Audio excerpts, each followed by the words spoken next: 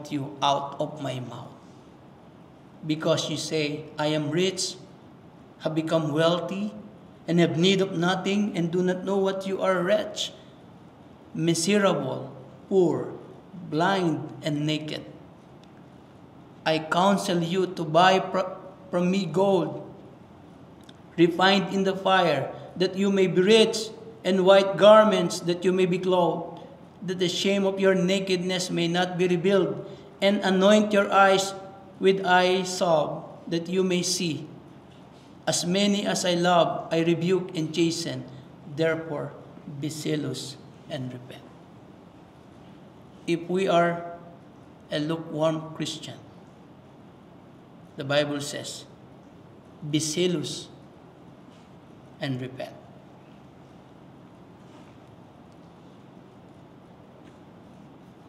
Be zealous and repent. Another common sins of modern Christianity, number 4, is sin of unfaithfulness. In Deuteronomy chapter 8, verse 18 to 20, the Bible says here, and you shall remember the Lord your God, for it is He who gives you power to get wealth, that He may establish His covenant which He swore to your fathers, as it is this day. And as it is this day. Then it shall be, if you by any means forget the Lord your God, and follow other gods, by any means forget the Lord your God, and follow other gods, and serve them and worship them, I testify against you this day that you shall perish. Pag pinagpalit natin ang Diyos, ang tunay na Diyos, sa ibang Diyos, and you serve them, follow other gods and serve them and worship them, ipinagbabawal ng Diyos na magkaroon ng ibang Diyos liban sa Kanya. He is the only God. There is only one God in three persons, God the Father, God the Son, and God the Holy Spirit. Yun lamang ang ating sasambahin. No one else. But if we follow other gods and serve them and worship them, the Bible says here, this day you shall surely perish. As the nation which the Lord destroys before you, so you shall perish, because you would not be obedient to the voice of the Lord your God. It is very important, my brothers and sisters, to obey God.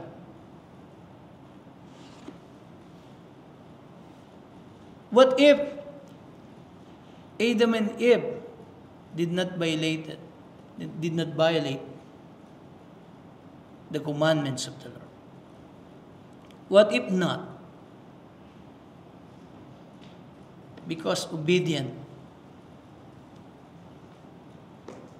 is very important in our lives. Sin of unfaithfulness. Ezekiel 14:12 to 13.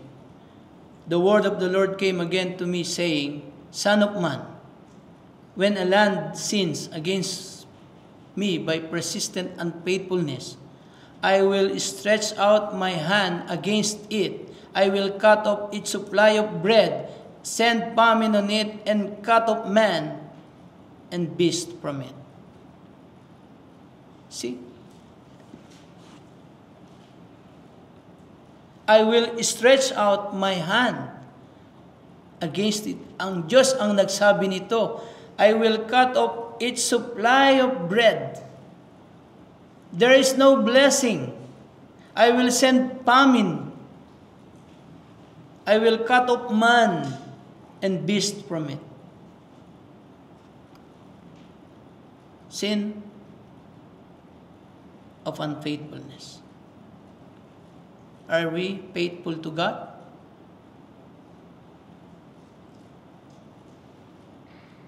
Common sins of unfaithfulness of modern Christians. Number 1, unfaithful on their personal devotion. Kumusta ang inyong personal devotion? Are you faithful on your personal devotion? Do you read your Bible?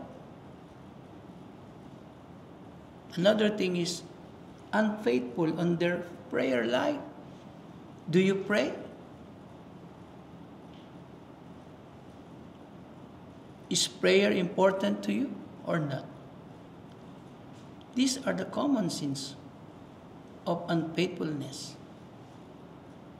of modern Christianity. Number 3 is unfaithful on giving. Of what? On giving of their time. God gave us 24 hours a day. May I ask you this? Ilang minuto ang inyong ibinibigay sa Diyos bawat araw?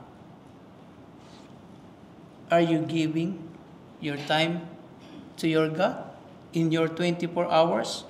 Are you giving 1 minute? Are you giving 2 minutes, 10 minutes, 15 minutes, or an hour? Do we know that the 10% of time is more than 2 hours? Are we faithful on giving our time to our God? If not, you commit sin of unfaithfulness. Next is unfaithful on giving of your talent. Oh, thank God, because our choir, we have choir. They are very talented. And that is good.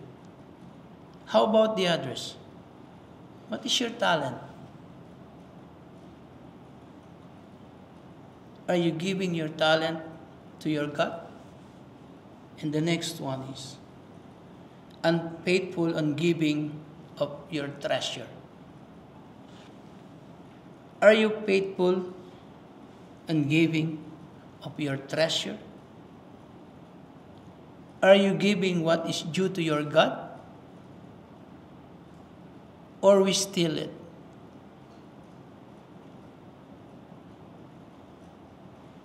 If you are not faithful on giving of your treasure, you commit sin of unfaithfulness.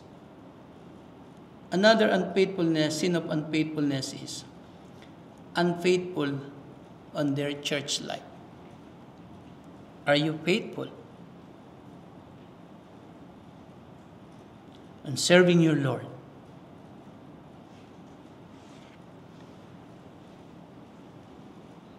So many called Christian again, they said they are believers, but very rare, napakadalang na makita sa loob ng simbahan, and yet they are professing they are believers.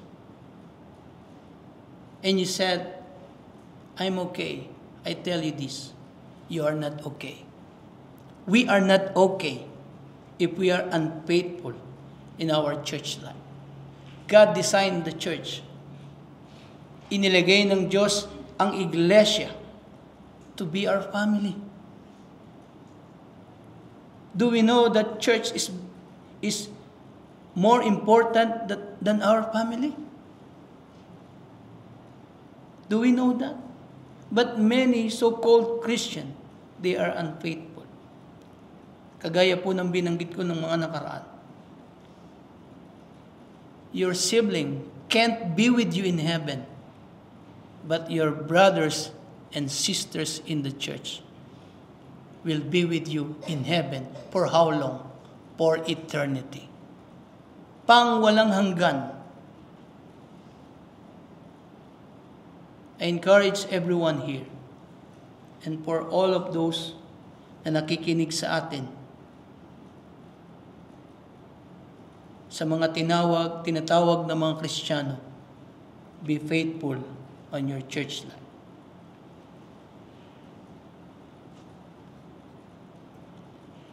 Number 5, common sins of modern Christianity, the sin of dishonesty. Proverbs 16, verse 28. A perverse man sows strife, and a whisperer separates the best of friends. That is in the New King James Version. In English Standard Version, the Bible says here, a dishonest man spreads strife, and a whisperer separates close friends. See? Dishonest, This is very common sin of the people today. Sin of dishonesty. They are not honest with their words.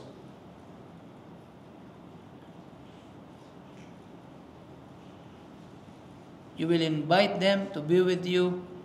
Or said, yes, I will. I will go. But where are they? Sin of dishonesty.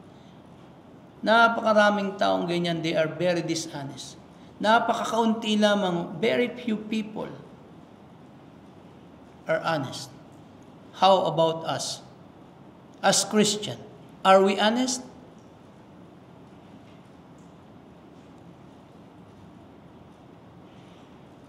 Luke 16, verse 10.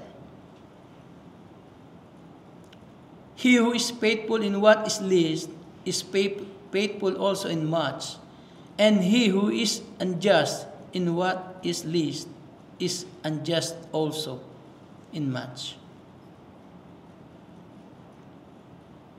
English Standard Version, one who is faithful in a very little is also faithful in much. And one who is dishonest in a very little is also dishonest in much. We should be honest. Honest in ourselves. Honest before God and before men. We are ambassadors of Christ. We represent Jesus Christ to other people.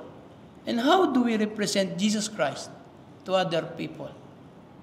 Makikita ba sa ating buhay si Kristo? The way we think, the way we talk, the way we move? I always reminded my family, not because I am a pastor, but as believers, but as representative of Jesus Christ in this sinning, spinning world. We are the light of the world. We are the salt of the world. Tayo po ay asin at ilaw ng mundong ito. The purpose is light to give shine, to give light, to shine the lights to other people.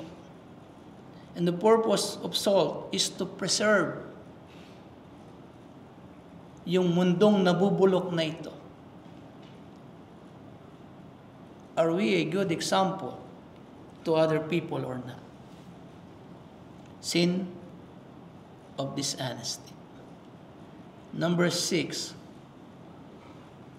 common sins of modern Christianity is the sin of complacency. What is this? A state of self-satisfaction that can lead to a lack of growth, spiritual dulling, and drifting away from God. Last Wednesday, we studied about drifting away from God. And I like the one who shared by Brother Jason in our chat group. Hindi tayo nagdi-drift away papunta sa Diyos. We drift away, not toward God, but away from God.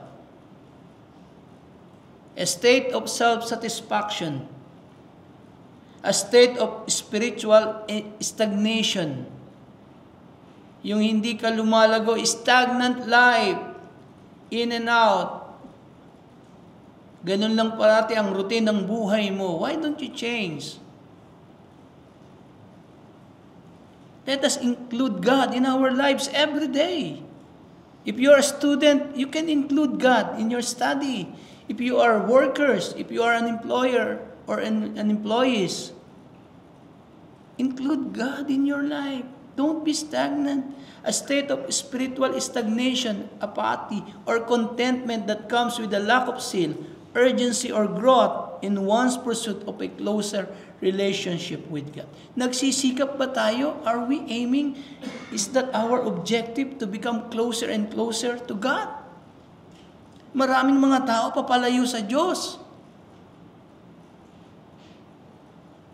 You know? Alam niyo po ngayon, pag tumingin kayo, mas maraming tao. There's a lot of people in the mall than in the church. Marami sa beaches kaysa sa simbahan.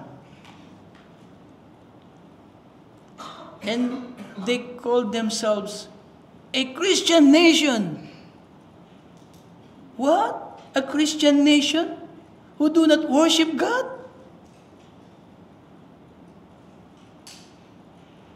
But what are we doing as believers?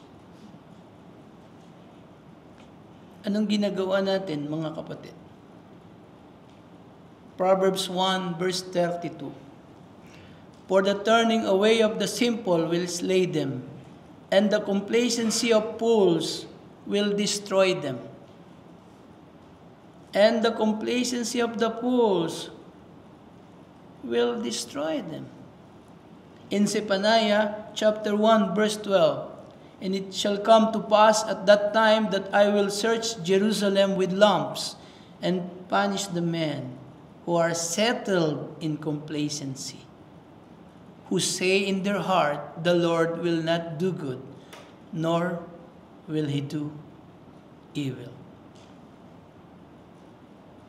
Sin of complacency. Don't be complacent. Many people think the Lord will not punish because He is the God of love. Yes, but you forget one thing. God is also a just God. Not only, hindi lang siya Diyos na mapagmahal, but He is a just God also. He will punish. Don't be complacent. Jonah chapter 1 verse 1 to 2. Now the word of the Lord came to Jonah the son of Amittai, saying, Arise, go to Nineveh, that great city, and cry out against it. For their wickedness has come up before me. Their sins, their transgressions, their trespasses, their wickedness has come up before me. Ang kanilang mga kasalanan ay lumabis na, umapaw na. Alam niyo po, pag umapaw ang kasalanan, hindi matutuwa ang Diyos. He will. Kagaya po ng nangyayari sa ating panahon, in our time, many people living in sin.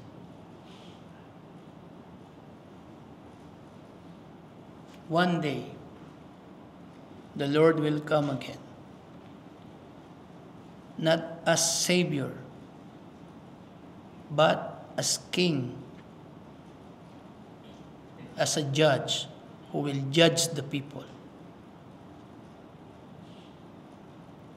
The sin of complacency. Number 7, the last one. Sin of unrepentant. Do we know that sin of unrepentant can lead to broken fellowship and lack of growth? Many people today do not know that they are sinners. They said they are good people, they will go to heaven. I give, I help other people, I go to the church every Sunday, I will go to heaven. They said that. They do not recognize that they are sinners. But the Bible says, we are all sinners, and we are bound to hell if we do not repent. If we do not repent you will be punished in hell. Unrepentant can lead to a hardened heart. Pag di tayo nagsisisi, tumitigas na. You know kalyo in the Philippines? Kalyo. Pag you have a kalyo, hindi mo na nararamdaman. Makapal na yung balat mo, your skin is so. Hindi mo maramdaman. Alam niyo ganyan, kapag hindi nagsisisi ang tao, if you do not repent, it will lead to a hardened heart. Patitigasin ito ang ating mga kasalanan. If you know that you commit sin against God, just ask God for forgiveness. Repent of it. Unrepentant can lead to spiritual separation from God. Hiwalay tayo because of sin. God is holy, we are sinners. We are separated from God. And that separation will last into eternity if you do not believe on the Lord Jesus Christ as your Lord and Savior. If you do not repent of your sin, you will be eternally separated from God. But God is gracious. He offers salvation to all people. That's why we preach the gospel of Jesus Christ. Kagaya ng binanggit ko kanina, the greatest help that we can give to the people is the gospel of the Lord Jesus Christ, because the gospel of Jesus Christ can bring them to heaven if they will believe in our Lord Jesus Christ. Sin of unrepentant. Luke chapter 13 verse 3. I tell you, no, but unless you repent, you will all likewise perish. Walang sisinuhin ng Diyos if you do not repent. Wala siyang i-spare. He will spare no one. But unless you repent, you will all likewise perish. Bakit niya gagawin to? Because He is holy and He is just. Not only a loving God, but a just God. In 1 John chapter 5, verse 16, if anyone sees his brother sinning, a sin which does not lead to death, he will ask. He will give him life for those who commit sin, not leading to death. There is sin leading to death. Think about that. There is sin leading to death. I do not say that you should pray about that. Luke 13:3, I will read it again. I tell you, no, but unless you repent, you will all likewise perish. The people of Nineveh repented. Jonah chapter 3 verse 10, then God saw their works, that they turned from their evil way. That is true repentance. They turned from their evil way 180 degrees. You repent of your sin. And God relented from the disaster that He had said He would bring upon them, and He did not do it. Kahit gaano kalaki ang iyong kasalanan, God is able to forgive you if you repent of it. And last one, sin is deceitful. Madaya. That's why our title is The Deceitfulness of Sin. Sin can't be our friend. Sin is our enemy. Sin is the reason why Jesus Christ died on the cross for us. Sin is the reason why so many people destroy their lives. Sin has a punishment. Sin has a consequence. You must repent. If not, be sure your sin will find you out. Be sure your sin will find you out. Sin will be revealed Sin will be paid back. Mahahayag kahit magaling kang magtago. If you are living in sin, time will come, your sin will be revealed. Sin will be paid back if you do not repent. Sin will be paid back. But the good news is, but if you will repent and receive the Lord Jesus Christ in your life as your Lord and Savior, you will be forgiven. You will have an eternal life. You will be part of the family of God. If we know, this morning, if we know that we commit this 7, I shared it with you, let us repent. Ask God for forgiveness. Let's pray. This morning, O God, we give thanks for your word. Thank you, Lord, for reminding us this morning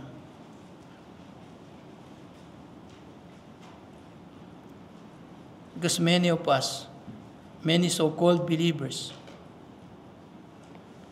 have committed a lot of sin in their life. But until now, hindi sila humingi ng tawad. They didn't recognize their sin. They did not repent of it. But we, as your children, as believers, we come before you, we humble ourselves. Father, forgive us for our unfaithfulness to you. Father, forgive us for we doing nothing for you, for your church, and for your glory. Father, forgive us for all the wrongdoings that committed against you. Help us, O God, to be more zealous, to be more sincere in our Christian life. Help us, O God, to be a good, holy representative of our Lord Jesus Christ.